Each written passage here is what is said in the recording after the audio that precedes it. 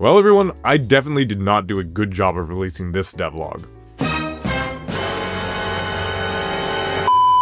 To give you some sense of how long it's been, I literally transferred to university and graduated in the time it took me to release this video. And yes, I'm afraid, it is all my fault. This video's content has been done for a decent amount of time, but I couldn't get motivated enough to write the script, record the audio, and edit the video while I was still in university. So, into the good stuff. First of all, I replaced my old level art with a slightly more clean, more detailed version. It's a little more standardized now and is more zoomed in compared to before. There are also some key points in this art that aspiring game artists should take note of. 1. The background and foreground layers more closely match the middle ground compared to before. This helps a lot with making the middle ground feel nestled into the world. 2.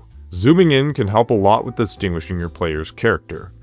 If your camera is very zoomed out, you must make the character have very little detail, like Ida from Monument Valley. That said, at the end of the last video, these levels were mostly static, meaning that you couldn't enter the interiors of buildings. I wanted to make the buildings interactable, but first, I had to fix my scene transitions. I came to the realization that the transition between art sections was a bit harsh.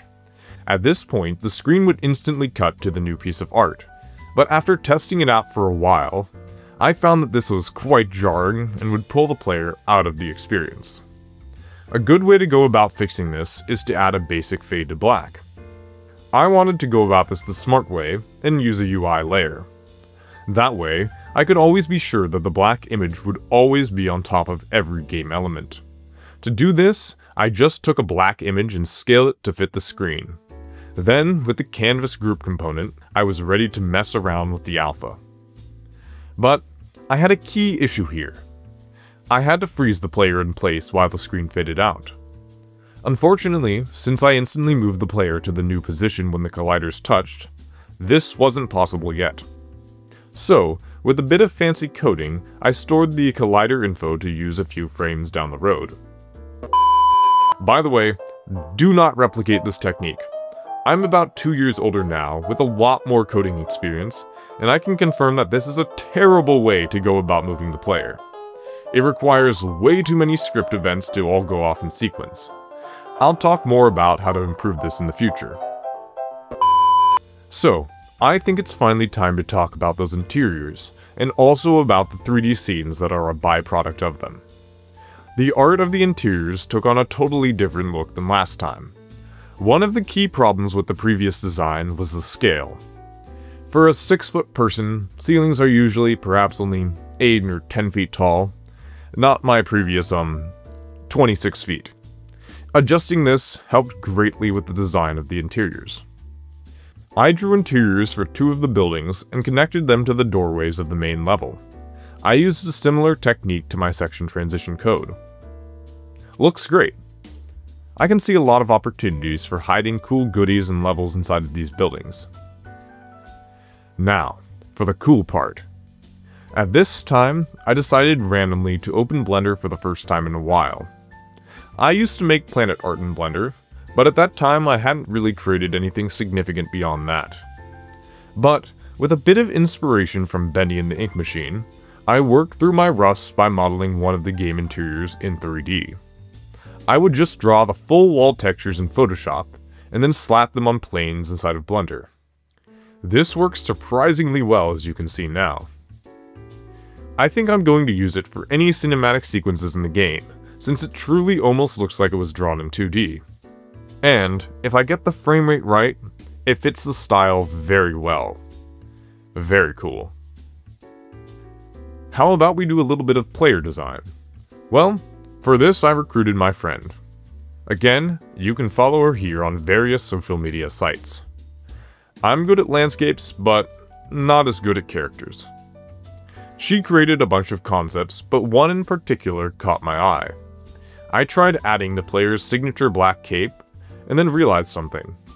Black on dark brown doesn't really have the contrast I was hoping for.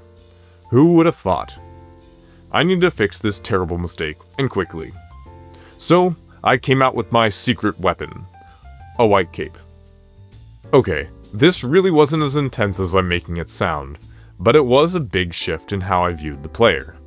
She now wears a purple robe and a glowing white cape that somehow shades her face completely in darkness. Additionally, she is holding a staff, which she seems to be connected to. This staff is definitely important. Definitely. I talked to some friends about the direction of the game and finally came up with a concrete plan for how the game could work and how the story could play out. Everything I'm doing from now on is according to that rough layout.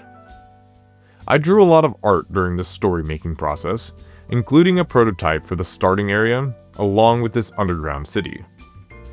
Keep in mind that neither are finished.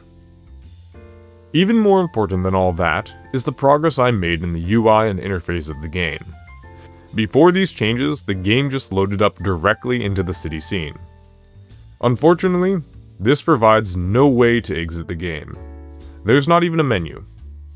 So, I decided to learn the basics of scene loading. After some intense Unity forum moments later, I had my answer. All I needed was to create a basic scene loader function and attach it to my button object. Now when I load up the game, I can click the button and start the scene. So cool. And, just to top off this already packed video, I added some background and title art, some animations, and some polish to the transitions. Oh, and I can't forget the fabulous music, courtesy of the master composer Joshua Griffin, who you can follow here. And as a result, here's the current state of the game as I'm finishing this script.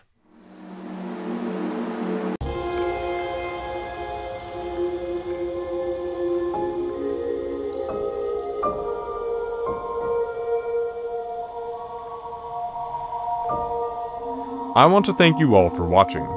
Your support encourages me to work on this game. That's all for now, but if you want to watch another video of mine, try picking one on screen now.